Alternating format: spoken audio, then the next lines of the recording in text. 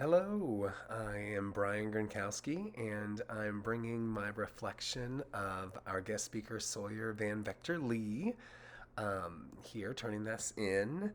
And they came to our class a couple of weeks ago, and I thought that they had some really powerful things to say about consent and um, working with teens, and especially since I am a teacher of juniors and seniors in high school, and I hope to be an undergrad professor for future middle and high school theater teachers. I thought it was very useful to go over some of these consent things and enter into a consent gym, as it were.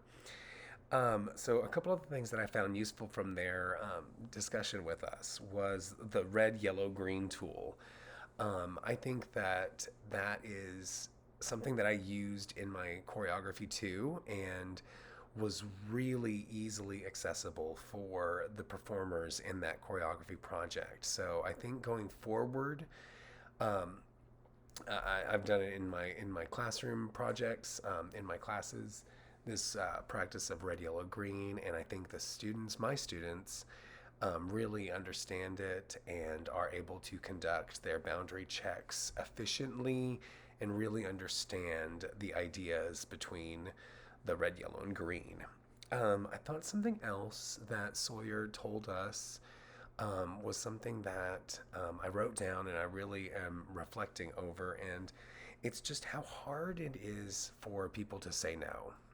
And I'm going to engage my students in that no experiment that Sawyer was talking about, where you maintain eye contact, but you have to say no sometimes. And I want us to practice how to receive a no and how to really respect that no. I think it's important for us, as Sawyer mentioned, respecting a no means trusting a yes, and how both of those things are in conversation with one another. And I think that, um, a yes is only good if a no is a readily available option.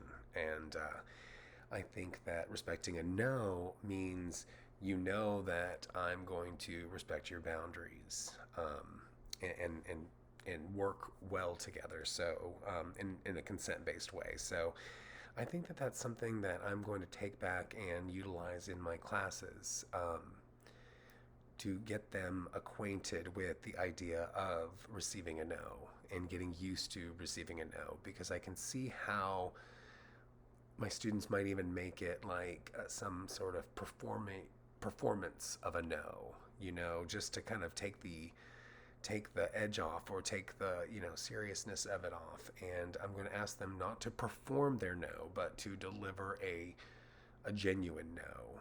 And I hope it makes sense when I say performing a no, because I know my little performers try to act in every little activity that we do in our class. So I think I'm going to use that.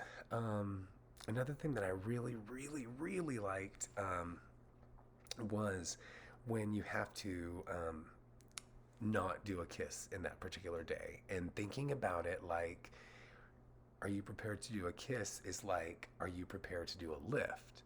And when you think about it like that, in like choreography terms like lift, there are so many different things that can prevent you from doing a lift. Like maybe your back is hurting at the time, or maybe you don't feel confident lifting that person right now, that you don't have enough, going on during that day.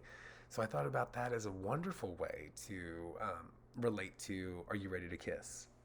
So I'm going to use that.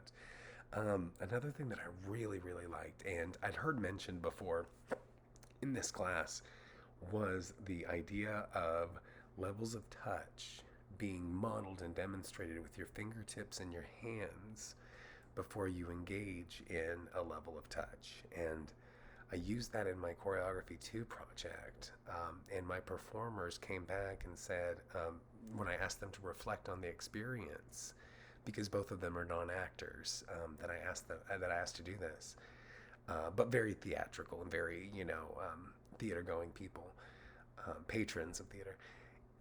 They mentioned that the most effective thing of the whole experience, the whole choreography experience with me, was when they touched fingertips to identify how much pressure they were going to have to apply on the muscle. And I thought, wow, what a wonderful way to mutually agree upon something that is safe for both people. Both people have input in the situation. Both people understand their characters and the intent, and they understand the level of touch, and they can model it, agree upon it before they even make contact. And I just thought that that was like, whoa, I'm going to do that every single time from now on with a lot of different kinds of touch, not just limited to kissing, because I thought that that was a great tool. Um, and yeah, so those were my major takeaways. I really enjoyed their conversation with us. I enjoyed their ability to answer questions. I loved the soapbox that they took when talking about how inaccessible the official certifications are, because I think that's ridiculous. I think that I really hope that we just move forward towards being so much more aware of consent-based practices that it becomes a standard, and that every performer goes into situations knowing how to approach their own, like communicate their own boundaries and seek other people's boundaries. And I'm excited about everything.